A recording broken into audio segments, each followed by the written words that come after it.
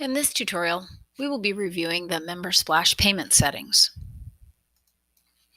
The first tab is Payment Settings.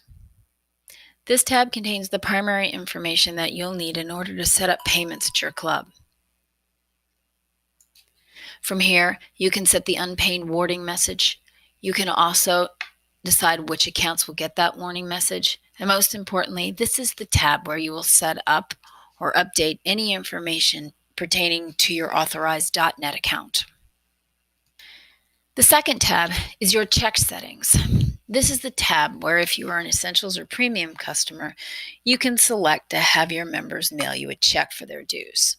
In here, you simply tell your clients who to make the check payable to and where to mail it, and that information will appear on the invoice.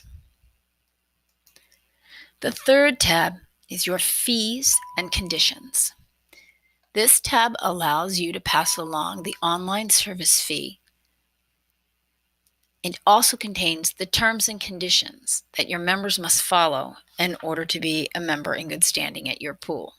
Simply fill in the terms and conditions and click the Save Changes button. The fourth tab is your Offline Payments tab. Many clubs still have members who do not make payments online, and this tab allows you to set up basic searches for those members. The fifth and final setting is your receipt notification setting. These settings allow someone at your club, typically the treasurer, to be notified whenever a payment is made for your club.